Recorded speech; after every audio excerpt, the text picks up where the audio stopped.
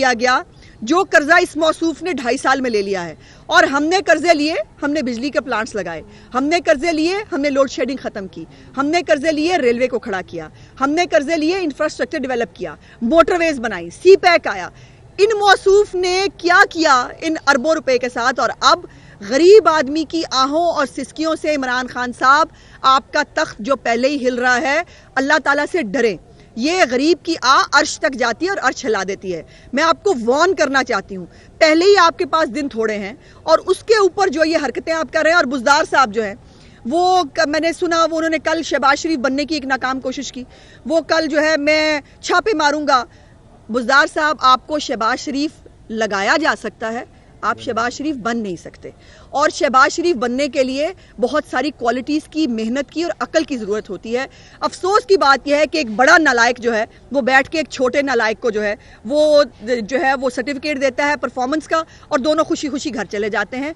मैं आपको वार्न करना चाहती हूँ, ये रावी रिवर प्रोजेक्ट, ये लाहौरियों का, ये किसानों का, उनकी हक तलफी है, उनके साथ जुल्म है, और इसको हर स्टेज पर हम इसकी मुज़ाहमत भी करेंगे। और इसके ऊपर आज यहाँ भी बात कर रहे हैं, हाउस के अंदर भी बात करेंगे। जो भी कानूनी फोरम्स जो हैं वो हमें इस्तेमाल करने पड़े, हम करने के लिए तैयार हैं। और कानून का असूल भी ये है कि आपने अगर ज़मीन कहीं से एक्वायर की है, उस ज़मीन को एक्वायर करने के बाद पहला हक उन लोगों का है जिनसे आपने वो ज़मीन खरीदी है। अगर आपको वो जगह बाहर पार्टी मीटिंग में भी नजर आता है, जो आपके दोस्त हैं, जो आपको पालते रहे हैं, अगर आपने इनको इतना ही पैटर्नाइज करना है तो पहला हक इन किसानों का है। ये इनको जो है वो डेवलप करके ये जगह दी जाए। ये नामुनासिब है कि आप उनकी जो है वो ज़मीनों पे कब्जा करें। ये होता है कब्जा माफिया। इमरान खान सबसे बड़ा कब्जा माफिया है जिसकी क्रेडिट पे 3 चीज़ें हैं। एक उसके क्रेडिट पर चीज़ है कि उसने अपने बनी गाला का मकान जो है, और मकान नहीं, महल, वो महल जो 300 कनाल का है, उसको उन्होंने जो है वो 12 लाख रुपए में रेगुलराइज करा दिया।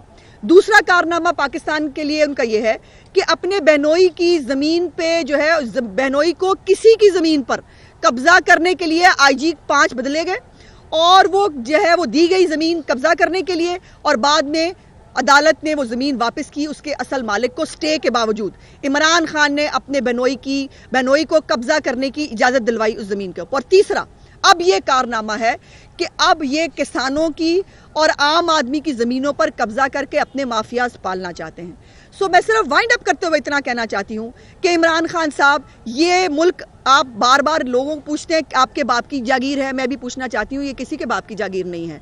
जो जिसके बाप ने दिया है वो उसको ही मिलेगा, वो आपको नहीं मिल सकता। और आपके किचन चलाने के लिए, आपके माफियाज को, आपके दोस्तों को पालने के लिए किसानों की हक तलफी नहीं की जा सकती। और इसके ऊपर हम हाउस के अंदर भी, हाउस के बाहर भी हर तरह का फोरम जो है वो इस्तेमाल कर।